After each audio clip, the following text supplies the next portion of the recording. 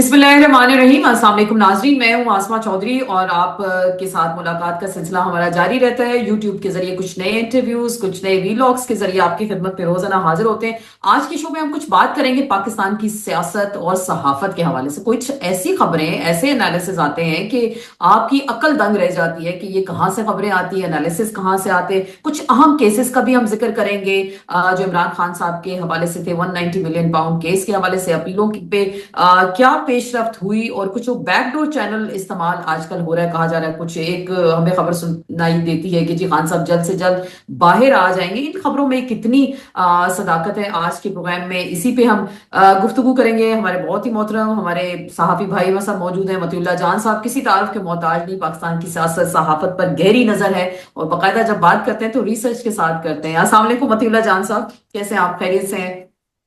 Thank you for inviting me. Thank you so much. सबसे पहले तो ये बताइएगा, आज मैं केस पे ही आ जाते हैं। मैंने देखा नीमा खान साहिबा शदीद बरहम रही अपने वकला के हवाले से। वो कह रही हैं कि मैं अपने वकला से, खुसूसन मेरे ख्याल से लतीफ खोसा साहब की जानिब इशारा करनी थी, ये पूछना चाहती हूँ कि अंदर एक ऐसे जज की मिन्नतें कैसे कर रहे थे जिसे ये पता था कि इंसाफ की उम्मीद नहीं, वकला का किरदार कहाँ है। वो एक सवाल उठा रही है, कह रही है कि हम केस लड़ते लड़ते थक गए, हमारा इलेक्शन चोरी हो गया। तो ये वकील क्या कर रहे हैं? आपको क्या लगता है इस केस के हवाले से? देखिए, वकील भी तो बज़ाहिर अपनी तरफ से पूरी कोशिश कर रहे हैं। मगर मसला ये है कि जब जज ही बज़िद हो और हम्म। एक ज़ाहिर अपना माइंड उन्होंने बना लिया हो, तो बड़े से बड़ा वकील भी कभी ना कभी बेबस हो जाता है। इसमें कोई हम्म। अभी भी गुंजाइश है। और बहुत सारे ऐसे मामलात हैं, कुछ ऐसे अहकामात हैं जिनके हवाले से बर वक्त अपीलें दायर होनी चाहिए थी, उसमें शायद कोई ताख़ीर हुई है।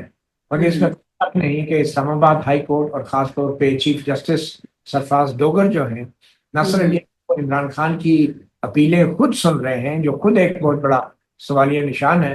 हम्म। कि पहले तो वो अपीलें सुनने के लिए तैयार नहीं थे। और एग्जैक्टली। आपको याद होगा कि 15 महीने हो गए सजाओं के बाद भी ये अपीलें कभी लगाई ही नहीं जाती थी। और अब सही। 15 महीने बाद अचानक इन मुकदमात को, इन अपीलों को बज़ाहिर पहिए लग गए हैं। और हम्म। अब अदालत को जल्दी है, पहले कोई जल्दी बिल्कुल नहीं थी, अब बहुत सही। जल्दी हो गई है। इसके दरमियान में कुछ ऐसा हुआ है जिसकी हम्म। वजह से लगता है कि अब ये मामला जल्द निपटाया जाएगा। और वो ये हुआ है कि नैब के कानून में तरमीम करके जो नैब के मुकदमात में हाई कोर्ट के जो फैसले हैं उनके खिलाफ अपील जो है अब विफाकी आईनी अदालत को दे दी गई है कि वो फैसला करे। ये बड़ी सही। एक अजीब बात है कि क्रिमिनल मैटर्स में आइन के अंदर सुप्रीम कोर्ट को बाख्तियार किया गया है, लेकिन अब नैब के मामलात में कानून के तहत वफाकी आईनी अदालत को ये अख्तियार दे दिया गया है। तो ये एक बहुत बड़ा हम्म। तज़ाद है जिसका बदकिस्मती से फैसला करना भी आईनी अदालत के अख्तियार में दिया गया है। ठीक। ठीक। तो ये एक मामला है जिसकी वजह से अब बाज़ाहिर हाई कोर्ट को जल्दी है और वो बार बार आखिरी चांस देती है और कहती है कि अगली बार आप दलाइल शुरू करें। बल्कि हम्म। लगता है कि चीफ जस्टिस सफार डोगर तो नैब के जो प्रोसिक्यूटर्स हैं उनसे भी ज्यादा जल्दी में नजर आते हैं, कि बाज़ाहिर लगता है कि वो इन अपीलों को खारिज कर देंगे, सजा अच्छा। बरकरार रखेंगे और फिर हाई कोर्ट के इस फैसले के खिलाफ अपील जो है वफाकी आईनी अदालत में आईनी जाए, अदालत में चली सुप्रीम जाए। कोर्ट नहीं आएगी। तो ये जो वफाकी आईनी अदालत का मामला आ गया, जैसे आप यही कह रहे हैं कि ये तो दूसरे मामलात के लिए रखी गई थी, तो आपको लग रहा है कुछ स्पीडी जस्टिस वाला सीन तो नहीं लग रहा? कुछ जल्द से जल्द कुछ आपको इंसाफ मिलेगा या इंसाफ नहीं मिलेगा, लेकिन कुछ होने वाला है। मुझे लग रहा है कि कुछ होने वाला है, कि केसेस बड़ी तेजी से अब पेशरफ्त होनी शुरू हो गई इनमें। जी हाँ, लग यही रहा है कि अब इन चीज़ों को इसलिए भी तेज किया जा रहा है कि स्पीड अप करने का मकसद दो होते हैं। एक तो हम्म। ये कि इन सजाओं को जल्द अज जल्द बरकरार रखा जाए या इन सजाओं को हतमी तौर पे हम्म। फैसला कर दिया जाए आईनी अदालत में। मुझे ठीक। ये लग रहा है कि शायद इस अदालत के प्लेटफॉर्म के जरिए पीटीआई पे और इमरान खान पे दबाव डाला जा रहा है, दबाव बढ़ाया जा रहा है कि ठीक। भाई आपने जो भी मामला तय करने हैं जल्दी कर लें। और दूसरी हम्म। तरफ हमारे कुछ तज्जियाकारों के जरिए ये एक उम्मीद दिलाई जा रही है कि जो हम्म। मौजूदा हुकूमत है उसकी कारकर्दगी से इस्टेब्लिशमेंट खुश नहीं है। तो ठीक जो भी है। करना है जल्दी करें, कि एक तरफ आपकी सजा हतमी भी हो सकती है, आप फिर 10 साल तक जेल में ही रह जाएंगे अगर सुप्रीम कोर्ट से भी अपहोल्ड हो गया या जी आईनी जी। या फोल्ड हो गया। और दूसरी तरफ अगर आप जल्द फैसला करेंगे तो हो सकता है कि कोई ऐसा नया सेटअप आ जाए शहबाज शरीफ साहब को हटाने के बाद कि जिसमें आपको फिर कोई रिलीफ भी मिल सकता है। वो क्या रिलीफ, क्या उनको वजीर आजम बनाया जाएगा, ऐसा तो मुझे होता नजर नहीं आ रहा। मगर हम्म। हर तरफ से, एक तरफ से वो जो कहते हैं ना स्टिक एंड कैरेट, ट्रू। तो जो पालतू कार्रवाइयां हैं वो स्टिक हैं, और जो तजिया निगारियां हैं जो टीवी वो पे हम तो सुनते हैं, वो हाइप कैरेट। पे, उनकी हाइप है। लेकिन मैं आपकी दूसरी बात से इत्तेफाक कर सकती हूँ कि पहली तो चले सजाएं आप होल्ड हो जाएं या जो भी, लेकिन जो दूसरी बात है कि कोई कौमी हुकूमत बन जाए, या हम जो शोशे आए रोज सुनते भी आ रहे हैं, कौमी हुकूमत बन जाए, शहबाज शरीफ साहब की छुट्टी हो जाए, या फिर इस पे खान साहब बाहर आ जाएं या हॉस्पिटल में रहे बनी गाला चले जाएं, वो फिर बोलेंगे नहीं, 2 साल खामोश रहेंगे, उन्हें इलेक्शन फिर कहा जाएगा अगला इलेक्शन कॉन्टेस्ट करें ये, लेकिन इस सिस्टम को आप चलने दें। कुछ ऐसी पॉसिबिलिटी आपको दिखाई दे रही है? देखिए, ये सिस्टम जो है, ये वही सिस्टम है जो अयूब खान का था, ट्रू। जिसको मजबूरन एक नया आइन देना पड़ा। अब हम्म। अंदाजा है मार्शल लगाने वालों को भी लफ्ज आइन और आइन की किताब किया इस हद तक तो अहमियत का एहसास होता है कि जिस हद तक वो किताब और वो आइन जो है उनके इक़्तिदार को तूल दे। तो अयूब समझ। खान ने भी आइन का सहारा लिया, नया आइन दिया। और फिर उसके बाद हमने देखा कि जियाउल हक आया। जियाउल हक हम्म। ने आइन को कहा कि मैंने पामाल नहीं किया, खत्म नहीं किया, मैंने उसको सिर्फ सस्पेंड किया है, हेल्ड इन हम्म। अबेयंस किया। और फिर उसने भी इलेक्शन कराए, वो भी हम्म। जुनेजो अब जैसे सियासतदान को लाने पर मजबूर हुआ। फिर उसके बाद मुशर्रफ को भी उसी आइन का सहारा लेके LFO लाना पड़ा, 17वीं तरमीम करानी पड़ी, रेफरेंडम कराना पड़ा, इलेक्शन कराने पड़े, और जफरुल्लाह जमाली और शौकत अजीज और इन जैसे सियासतदानों का सहारा लेके अपने इक़्तिदार को तूल देना पड़ा। तो अब भी लग ये रहा है कि सियासतदानों को, खास तौर पे वो सियासतदान की जो मैटर करते हैं, क्योंकि अब ये जो हुकूमत में जो सियासतदान है वो तो अब आवाम की नज़र में मैटर नहीं करते। तो हम्म। PTI की जो अपोजिशन की जमात है, और खास तौर पे मैं समझता हूँ इमरान खान, उनको इसलिए जो है साथ मिलाने की कोशिश की जा रही है कि उनको लिजिटमेसी मिल सके मौजूदा सिस्टम को। और इसमें अब ये है कि एलानिया मार्शल तो नहीं किया गया, मगर है तो ये मार्शल लॉ है। तो उसको मैं समझता हूँ तूल देने के लिए, उसकी सियासी हमायत हासिल करने के लिए अब ये हम्म। कोशिश की जा रही है कि हम्म।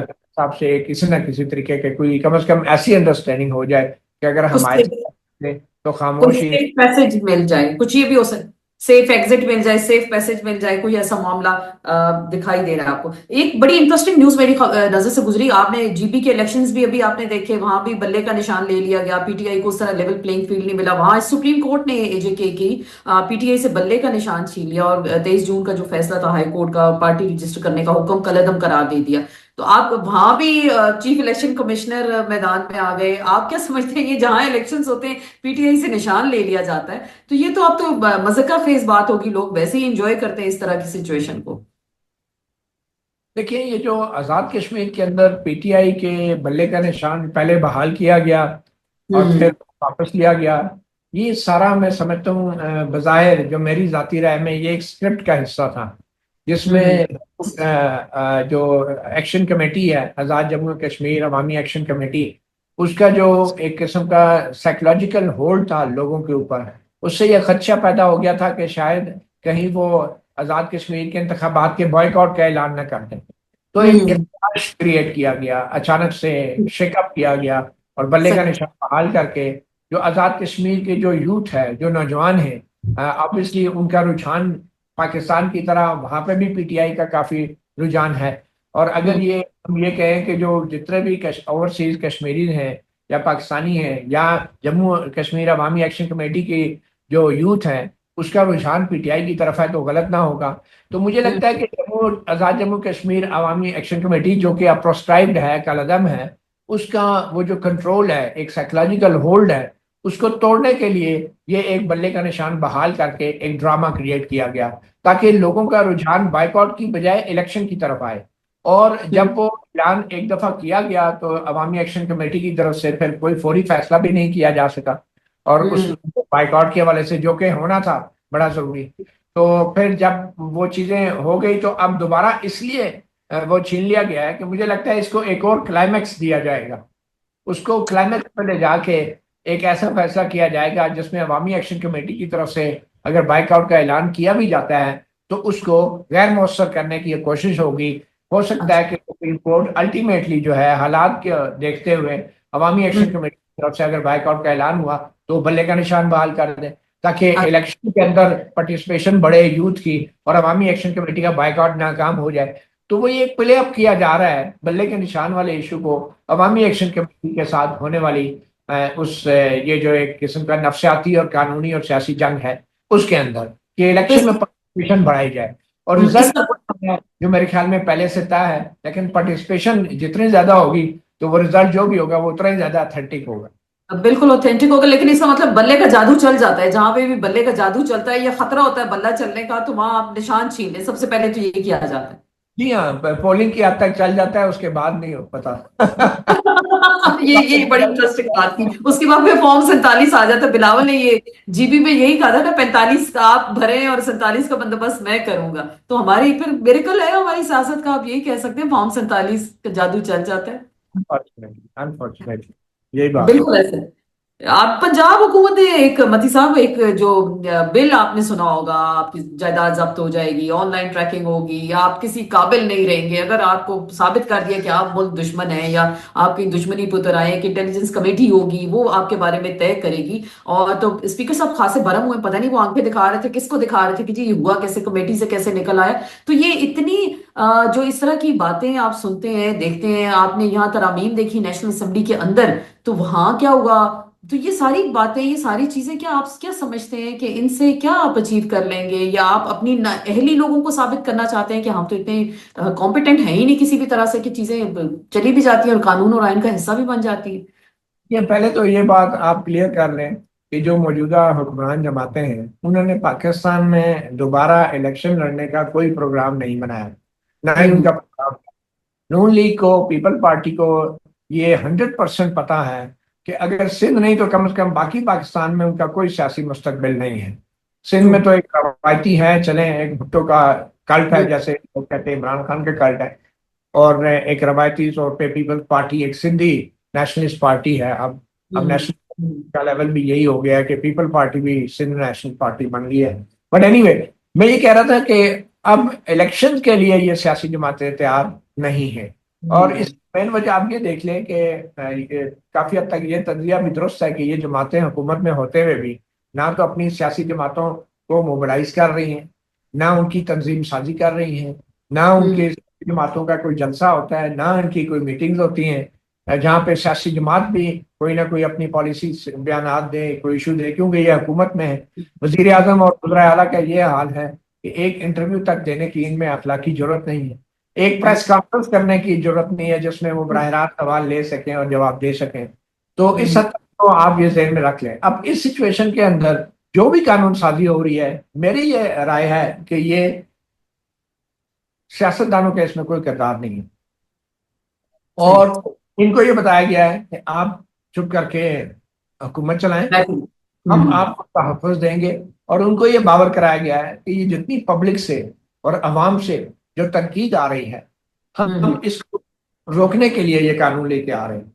ठीक। आप तो इनके देखें, हाथ पंजाब असेंबली का स्पीकर वो ये कह रहा है उसे पता ही के नहीं है पास। कि जो है असेंबली से होके कमेटी में भी चला गया, और अब कमेटी होके आ रहा है तो उसको पता चला कि कोई कानून यहाँ से होके गया था।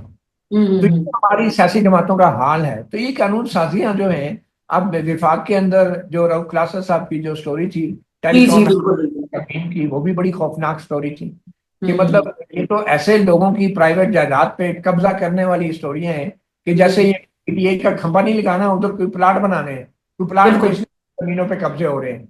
मतलब ये जो आदतें खराब होती जा रही हैं, और ये हम्म। कानून साजी तो एक मजाक बन गया है। ये हमारी मजाक। मजाक बन गई है, ये सूबाई असम्बलियां मजाक बन गई हैं। जब सही। 26वीं और 27वीं तरमीम आइन में, अगर तरमीम अगलों ने सोचा अगर हम आइन में तरमीम करवा सकते हैं तो एक सूबे की असम्बली में इस कानून का पास कराना कौन सा मुश्किल है। कौन सा ये मुश्किल काम, बिल्कुल। सारे बिल्कुल। असम्बली के जो अरकान है, इन ये मैं तो समझता हूँ कि ये असम्बली का इस्तेहकाक मजरू किया गया है जिस तरीके से स्पीकर के इल्म में लाए बगैर इस कानून को आगे प्रोसेस किया गया। बिल्कुल। और आपने देखा होगा परवेज मुशर्रफ का दौर भी। चाहिए ना, अपने अख्तियार इस्तेमाल करें, सिर्फ रोना धोना होता है। अयाज सादिक बिल्कुल। साहब ने बड़ा रोला डाला था कि ये पार्लियामेंट के अंदर कैसे घुसा है, मैं इस्तीफा दे दूंगा, क्या हुआ उसका? कुछ भी नहीं सेनेट हुआ। के दौरान खुफिया कैमरे निकल आए थे, आज तक उसका कुछ भी नहीं हुआ। कुछ तो भी ये नहीं जो पार्लियामेंट है, ये जो सूबाई असम्बलियां हैं, ये इतनी बेवकूफ हो गई हैं कि कानून साजी के लिए इनके पास सिर्फ फाइल ऐसे ही जाती है इन असम्बली और पार्लियामेंट के पास, जैसे किसी सरकार के क्लर्क के पास जाती है, और वो क्लर्क जो है उसको धागा बांध के आगे फॉरवर्ड करना होता है। ये औकात रह गई है हमारी पार्लियामेंट की। तो बिल्कुल। मुझे ये याद बड़ा है अती साहब, जी, आपको ये बड़ा याद होगा परवेज मुशर्रफ की भी असेंबली थी, डिबेट होती थी, बात होती थी बकायदा। आपको याद है कितनी हंगामा आ रही, हालांकि अपोजिशन बिल्कुल थोड़ी सी थी, लेकिन बकायदा बातचीत होती थी, बिल्स आते थे कानून साजी के हवाले से। लेकिन यहाँ तो मामला ही बिल्कुल पुठा है, कहते हैं निराला ही है, कुछ और ही मामला चल रहे हैं, सब डर प्रॉब्लम और खौफ का शिकार अब प्रॉब्लम ये है ना कि वो भी परवेज मुशर्रफ की असेंबली थी ना, लोगों की तो नहीं थी, है। अवाम की तो नहीं थी। सही। तो उसमें भी जो बहस इसलिए होती थी कि परवेज मुशर्रफ को इतना पता था कि मैं ऊपर बैठा हूँ। ट्रू। उस परवेज मुशर्रफ में इतनी अखलाकी जरूरत तो थी ना कि वो कहता था कि मैं हूँ सदर और मैं हम्म। फैसले करता हूँ, इतनी अखलाकी जरूरत तो उसमें थी ना। वो किसी हम्म। शहबाज शरीफ टाइप बंदे के पीछे छुपता तो नहीं था ना, बिल्कुल। मतलब इस बिल्कुल। तरह का काम तो नहीं करता था। तो उस वक्त वो हम्म। कहता था बेशक बहस कर लो, मुझे क्या फर्क पड़ता है। लेकिन हम्म। यहाँ इतनी इनसिक्योरिटी है, इतनी इनसिक्योरिटी है कि यहाँ पे तो आपको जान के लाले पड़ जाते हैं। और बात हम्म। परवेज मुशर्रफ के साथ हुआ, उसके बाद तो फिर सदर साहब को भी ताहयात इस्तेस्ना लेना पड़ा और दूसरों को भी। मेरा ये हम्म। ख्याल है कि इन असम्बलियों की कोई बुकत नहीं है, और हम्म। असम्बलियों में ये जो बहस होती है अब शेर व शायरी हो सकती है, ठीक है ना, और ज्यादा से ज्यादा गाना बजाना हो सकता है। आप देखेंगे अब इन असम्बलियों के अंदर लोग ढोल ढमक्के भी लेकर आएंगे। कानून साजी जो है ना, इनसे एक्सटेंशन भी करवा लो, ठीक है, सही। इनसे 20वीं यानी तरमीम करवा लो, 27वीं यानी तरमीम करवा लो, टेलीकॉम बिल मंजूर करवा लो, ये हैबिचुअल ऑफेंडर एक्ट मंजूर करवा लो। ये तो अब ठप्पे मारने के लिए, ये जो कचहरियों के अंदर नहीं बैठे होते हैं वसीका नवीस, वो 10 50 रुपया मोहर लगाने का लेते हैं। अब ये बिल्कुल। असम्बली का अरकान की तो ये औकात रह गई है, ये वसीका औकात नवीस, रहे। ट्रू। ये लेकिन जो अभी तो वो आपने आईटी वाला। तो नोटरी पब्लिक वाले नहीं होते कचहरियों में, अब इन सही। असेंबलियों का क्या हाल हो गया कि कानून कहीं और से आता है, ये उसने नोटरी पब्लिक का ठप्पा लगा के 50 रुपए पकड़ के डेवलपमेंट फंड पकड़ के साइड पे हो जाते हैं। तो इन लोग ये तो कानून पढ़ते भी नहीं है, इनको बिल्कुल। पता ही नहीं है हैबिचुअल ऑफेंडर एक्ट जो अभी पंजाब असेंबली से में आया है दोबारा, इसके अंदर इतनी खतरनाक चीजें हैं कि लोग हम्म। आपके घरों में घुस के आपको इंटेलिजेंस कमेटियों की सिफारिश के ऊपर आपको जेलों में बिल्कुल। आपको बिल्कुल। गिरफ्तार करेंगे। अदालतें तो आपकी जायदाद जब्त, आपका बैंक अकाउंट जब्त। आगे गया कि अदालतों की जरूरत नहीं है। बिल्कुल। तो यही देखे ना, ये तो आईटी वाले की भी आपने मिसाल दी, वहां पे भी तो ऐसे ही कुछ हुआ, कैबिनेट से अप्रूवल हुआ, फिर आपने देखा वजीर आजम ने भी देख ली साइन, नेशनल असेंबली से भी निकल आया मामला। लोग तो अजराई मजाकन अब कह रहे हैं सबसे पहले आप नवाज शरीफ के राइवेंट पे ये टावर लगाएं, फिर बिलावल हाउस में लगाएं, फिर इन जगहों पे लगाएं, आगाज तो करें इन चीजों का, कि गरीब आवाम को ही आपने इस तरह के लारे लप्पे लगा के या उनकी जायदादों पे आपने कब्जे करने हैं। तो ये तो मजाक खेज कवानीन बन गए ना पाकिस्तान में। बात यह है कि इस वक्त नून लीग की तो ये हालत है कि अगर रायगढ़ में जाके वो उधर भी खंबा कोई गाड़ेंगे ना, तो वो उन्होंने आगे से छू चरा नहीं करनी। उनका तो अब ये हाल भी नहीं है कि वो आगे से पूछ सके कि मेरे सही। घर खंबा क्यों लगाया। सही। वो वो तो लेकिन इस पूछा उन्होंने। बात भी नहीं। बिल्कुल मती साहब, वो तो उन्होंने सिर्फ पूछा मुझे क्यों निकाला गिलगित गिलगित बल्तिस्तान में, अभी ये पूछा, तो वो ये नहीं कहेंगे कि खंबा क्यों लगाया। वो चीज नहीं भूलती। वो जो दुख है ना, वो मेरा हम्म। ये ख्याल है कि वो दुख नहीं है। सही। अ, सही। पूरी ये सर इस पर रोशनी डालें, बड़ी खबरें आजकल आ रही हैं कि जब इमरान खान की हुकूमत आई और उस वक्त ये कहा गया कि जी आप हुकूमत को जरा लताड़ें, उनको टफ टाइम दें, हमारी तरफ मत देखें। तो ये जो इस तरह की बातें सुनाई जाती हैं, तो आप क्या समझते हैं कि वो फैसले पहले ही हो गए थे, साल से पहले नहीं चलने देना, और ये क्या सिर्फ टोपी ड्रामा था? उसके बाद भी अभी तक जो तसलसल पॉलिसीज का, ये चीजों का चल रहा है, तो पाकिस्तान में अब सियासत करना क्या मजाक बन गया, या सियासत अब किसी और के कंधों पे? हम सुनते थे बचपन से गेट नंबर 4 से लोग एंटर होते हैं और सब सिलसिले चलते हैं, तो अभी के जो सिलसिले हैं इनको कैसे आप देखते हैं? देखिए अभी भी बड़ी अजीबो गरीब तज्जियाकारियां हो रही हैं। मैं पिछले दिनों सोहेल वड़ाइच साहब को सुन रहा था, और फिर मुनीर फारूक साहब को भी। सोहेल वड़ाइच साहब कह रहे थे कि माशी पॉलिसियां फेल हो गई हैं हुकूमत की, इनकी हम्म। सियासत फेल हो गई है। वो ऐसा तासुर दे रहे थे अवाम को कि पाकिस्तान में जैसे माशी पॉलिसियों की बुनियाद पे हुकूमतें बदलती हैं। यहाँ पे तो हम्म। लोग वोट देते हैं तब भी नहीं बदलती, देते सही। किसी का निकलता किसी का है। तो ट्रू। सुहेल वड़ाइच साहब एक, मैं समझता हूँ कि गैर जरूरी तौर पे मुआशी पॉलिसियों को अहमियत दे रहे थे, ये तासुर देने के लिए कि यहाँ पे तो मुआशी पॉलिसियों की बुनियाद पे हुकूमतें बदलती हैं। मेरा ये ख्याल है कि लोगों को गुमराह कर रहे थे। ऊपर से जी मुनीर फारूक साहब ने कहा कि ये जो है वो ये सेम पेज की बात नहीं है, सिलेबस है।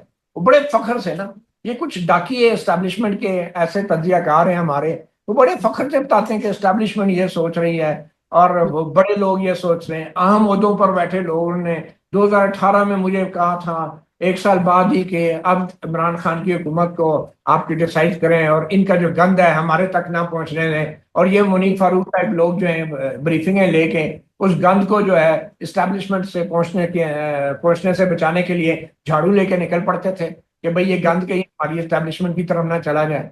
तो ये हम्म सारी दो नंबरियां हो रही हैं। एक साथी को बताया जाता है कि आप ये तासर दो शहबाज शरीफ हुकूमत के लिए माहौल बनाओ कि ये जा रहे हैं क्योंकि माशी हम्म पॉलिसी नाकाम हो गई है। दूसरा कहता है कि अगर ये जाएंगे तो एस्टेब्लिशमेंट की मर्जी से जाएंगे, वैसे नहीं जाएंगे। मतलब इतनी डिटाई और बेशर्मी का आलम है कि ये हम्म लोग क्या ये कहने के कि अगर शहबाज शरीफ ने भी अगर जाना है तो उसको इलेक्शन में जाना चाहिए।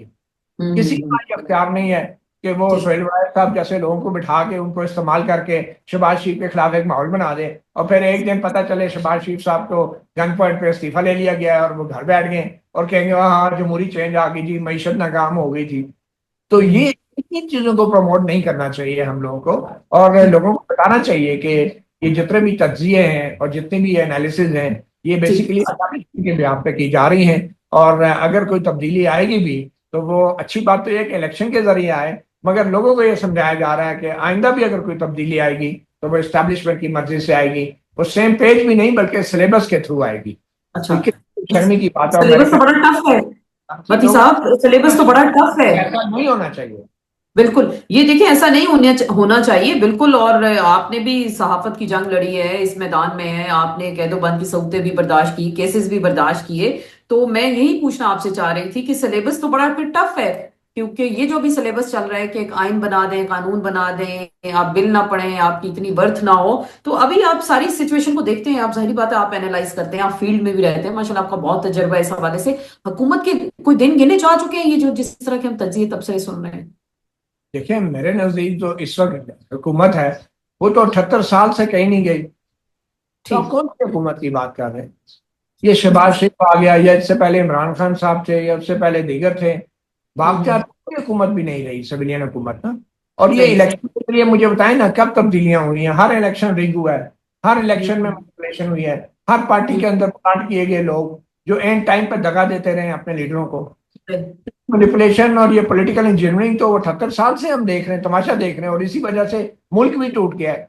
तो अब जब आप सही। सवाल करते हैं कि ये हुकूमत जा रही है आ रही है, तो पहला सवाल तो यही होता है आप कौन सी हुकूमत की बात कर रहे हैं? जो असल हुकूमत है वो तो कहीं नहीं जाती, ये सिर्फ चेहरे हम्म, बदल जाते हैं, मोहरे बदल जाते हैं। तो हम्म, अब देखना ये है कि अब अगर चेंज कोई आती भी है तो इस मसले का वाहिद हल क्या है? हमें हम्म, जिस हल की तरफ जाना चाहिए वो इस मुल्क में फ्री एंड फेयर इलेक्शन है। नहीं कि बिल्कुल। खबर है कि शहबाज शरीफ साहब ने बीमारी सेहत के बायस इस्तीफा दे दिया, वो इलाज के लिए मुल्क से बाहर चले गए। नवाज शरीफ साहब की तबीयत भी नासाज होगी, वो इलाज के लिए मुल्क से मुझसे बाहर बाहर चले गए। चले और फिर उसके बाद जो 2 साल की हुकूमत आएगी कोई इलेक्शन का नाम नहीं लेगा, सब अच्छा हम्म, होगा, हम सब बाहर बनीगाला में आके रहना शुरू हो जाएंगे, कोई जलसे जुलूस नहीं होंगे और बस 2 साल का वक्त दिया जाएगा और फिर पता चल जाएगा आगे मजीद एक्सटेंशन। तो मतलब आपको इस तरह आपको लग रहा है खान की साहब होनी मान चाहिए। जाएंगे? ऐसे किसी ऑप्शन पे खान साहब भी मान जाएंगे? इतना साल नहीं माने, आपको लग रहा है खामोश, वो खान साहब खामोश रह सकते हैं बाहर निकलेंगे तो? देखिए मेरा ये ख्याल है कि खामोश रहना तो बहुत मुश्किल है। हम्म मगर खान साहब अपनी पार्टी के लीडरों के साथ वो जरूर उनको जज करेंगे और वो हम्म अपने, हालांकि इस वक्त वो वन मैन लीडर हैं अपनी पार्टी के अंदर, किसी और को पीटीआई के अंदर कारकुन नहीं मानते, मगर इसके हम्म बावजूद खान साहब जो हैं उनके लिए एक सेफ पैसेज उनकी पार्टी की लीडरशिप है। अगर उनकी हम्म, पार्टी की लीडरशिप एक तरफ खड़े होकर एक राय देगी तो खान साहब के जी। पास ये एक अच्छा जवाब होगा खामोश रहने का। खामोश है क्योंकि अभी तो कैदे तन्हाई में सलमान सफदर साहब को मैं सुन रही हूँ, उन्होंने कहा कैदे तन्हाई में ना अखबार है ना टीवी, और खान साहब से जो उनकी मुलाकात हुई उन्होंने बताया कि इवन कोई उनको सलाम भी नहीं करता। तो इतनी भी इजाजत नहीं है, ईद की नमाज पढ़ने की इजाजत नहीं है। तो इसका मतलब ये सख्तियां और सोबतें दे के तोड़ तो नहीं सके उनको, मेरे इतना ख्याल अरसा में नहीं तोड़। अब तक तो 3 साल गुजर गए हैं। अब मसला वही हो रहा है कि एक तरफ से उनको धमकाया जा रहा है कि अपीलों का फैसला हम जल्द करने वाले हैं अगर आप हम्म नहीं बात मानते, और दूसरी हम्म तरफ से इंसेंटिव दिया जा रहा है सोहेल राय साहब और इन लोगों के जरिए कि शहबाज हुकूमत नाकाम हो गई है और एस्टेब्लिशमेंट इनसे इतनी खुश नहीं है। तो ये हम्म, स्टिक पॉलिसी जो है वो इसी वजह से हो रही है कि पर्सनली खान साहब नहीं माने। तो शायद सही। यही माहौल बनाया जा रहा है, और मेरे ख्याल में खान साहब के लिए भी कोई ना कोई जरूर एक माहौल बनाया जाएगा जिसमें कम से कम जो एक्सपेक्टेशंस हैं लोगों की खान साहब से, वो हम्म, भी उस पर भी लोग मायूस ना हो और कोई दरमियानी रास्ता भी निकला है। तो मैंने हम्म, जैसे पहले कहा कि अगर पीटीआई की तमाम लीडरशिप एक तरफ खड़ी हो गई तो खान साहब के पास एक अच्छा जवाब होगा ठीक। कि वो अपने फैसले जो है लीडरशिप पे डाल दें। ठीक है, लीडरशिप चाहती है खान साहब बाहर आए? ये मैंने कल बुशरा बीबी की बहन से भी ये सवाल किया। मेरे ख्याल में लीडरशिप तो तमाम की तमाम ये चाहती है, और जिस किस्म की ये लीडरशिप है आप इनसे बात करें तो हम्म। मेरा ख्याल है वो तो किसी भी कीमत पे खान साहब को बाहर देखना चाहते हैं। मगर अच्छा। क्या खान साहब किसी भी कीमत पे अपने आप को बाहर देखना चाहते हैं, देखना ये चाहते एक अलग क्वेश्चन है। ये एक $1 मिलियन क्वेश्चन है। हो सकता है देखना भी चाहते हो, या फिर वो एंजॉय भी कर रहे हो कि ये खुद ही जो है ऐसा नक्शा बने, कोई लड़े भिड़े और फिर आके कुछ अडयाला का दरवाजा खोलें। क्योंकि वो जावेद लतीफ साहब को आपकी बात याद है, वो कहते हैं कि हम कोई कानून साजी नहीं करते, कोई बात नहीं मानते, तो हमें कहते हैं कि अडयाला का दरवाजा खोलें। तो शायद उनको भी डराने के लिए रखा हुआ है, ऐसी सिचुएशन है इस वक्त। अब ऐसे देखें हालांकि दरवाजा बाहर की तरफ से खुलता है या अंदर से। हाँ, ये बड़ा इंटरेस्टिंग आपने माशाल्लाह बड़ी मार्फत की बात की आपने। मैं आखिरी बात जानना चाहूंगी, 28वीं तरमीम आपको होती दिखाई दे रही है? कुछ वन मैन सदारती निजाम आ जाए, जरदारी साहब की छुट्टी हो जाए, कुछ ऐसा लग रहा है आपको 28वीं तरमीम के हवाले से? ये जिस किस्म की कानून साजियां हो रही हैं, एंटी हम्म, पी अवाम दुश्मन कानून साजियां, लग ये रहा है कि कोई बहुत लंबी प्लानिंग है और सेंट्रलाइज किस्म की फॉर्म ऑफ गवर्नमेंट है। और हम्म, ये धड़ल्ले के साथ लोकल बॉडी इलेक्शंस का नया मॉडल, और फिर लोकल बॉडीज को एम्पावर हम्म, करना और सूबाई हम्म, हुकूमतों के अख्तियारात को कम करना, ये जो बातें हो रही हैं, तो ये अयूब खान का बेसिक डेमोक्रेट मॉडल जो है वो मुझे लग रहा है रिपीट किया जाएगा। और अयूब खान के मॉडल की मुराद ये है प्रेसिडेंशियल फॉर्म। और एक प्रेसिडेंशियल फॉर्म वो है कि जो आइन में लिख दिया जाता है प्रेसिडेंशियल फॉर्म, मगर जब ठीक। आप सुप्रीम हुकूमतों से तमाम मालियाती और सियासी अख्तियारात लेके डिस्ट्रिक्ट लेवल हम्म, तमाम चीजें दे देंगे और नए पर नए डिस्ट्रिक्ट लेवल पे प्राइम मिनिस्टर बन जाएंगे, चीफ मिनिस्टर बन सही। जाएंगे, नाज़िम आला मेयर बन जाएंगे, तो वो ठीक। अल्टीमेटली फिर वो सेंट्रलाइज फॉर्म ऑफ गवर्नमेंट ही होगी। क्योंकि वैसे बिल्कुल। तो शहबाज शरीफ जैसे वजीर आजम होंगे तो वो तो ऑलरेडी हमें प्रेसिडेंशियल फॉर्म, प्रेसिडेंशियल भी क्या, कि एक बड़े ही डिफरेंट किस्म की फॉर्म है, उससे भी ऊपर फॉर्म हम हो वो तो हम रोजाना नक्शा उसका देखते हैं। जरूरत नहीं बिल्कुल। होती। मार्शवाइज के किसी को अगर कुछ ओहदा चाहिए, जैसे जनरल मुशर्रफ को चाहिए था इंडिया के दौरे के लिए, तो सही। वो तारक साहब के पास ईवान सदर में चले गए कि मैंने ठीक। इंडिया जाना है। इंडिया वाले कह रहे हैं कि हमारे यहाँ तो चीफ एग्जीक्यूटिव नाम के किसी ओहदे को रिकग्नाइज नहीं किया जाता, हम आपको ठीक। क्या प्रोटोकॉल दें। तो बिल्कुल। उन्होंने कहा कि मुझे तो प्रेसिडेंट का ओहदा चाहिए, तो वो रफीक तारक साहब के पास चले गए, उधर खाना खाया और उनसे कहा कि आप अपना सामान बांध लें, मैंने और आगरा आप? विजिट करना है, आपको भी याद होगा। और फिर बिल्कुल रफीक याद। तो बिल्कुल। रफीक तारक साहब ने कहा था, मैं आज तक कहा कि मैंने कभी इस्तीफा नहीं दिया, उन्होंने आखिर दम तक ये कहा, उनको निकाल दिया गया, निकाल फिर कुछ दिया। टेक ओवर किया गया। तो कभी बिल्कुल। कभी ओहदे भी इंपॉर्टेंट हो जाते हैं जिसके लिए आइन में भी शायद तरमीम करनी पड़ सकती है। तरामीम हो जाए, और वो हम देखते हैं रातों रात तरामीम भी हो जाती है। बहुत बहुत शुक्रिया मती साहब, आपने अपने कीमती वक्त से हमें, हमारे नाजरीन को आगाह किया। और जरूर आप भी हमारे चैनल को सब्सक्राइब करें, अपने नाजरीन के दोस्त से भी हम कहते हैं, और जरूर सब्सक्राइब भी करें। और माशाल्लाह आपके आइंदा भी ये कोई सिलसिला हम आपके साथ जरूर सिटिंग रखेंगे। बहुत सारे सवाल थे लेकिन टाइम की कमी है। बहुत बहुत शुक्रिया वंस अगेन। मैं इसी नोट के साथ, मती साहब ने जो फरमाया कि आप देखते हैं अडयाला का दरवाजा अंदर से खुलता है या बाहर से खुलता है, हम सबकी नजर इस पे रहेगी। और चीजें बहुत तेजी से चेंज हो रही हैं, और अगले 4 से 5 महीने में कुछ नई गेम, नए सिलसिले आपके सामने हाजिर होंगे। इसके साथ ही आसमा चौधरी को इजाजत दीजिएगा। अल्लाह हाफिज।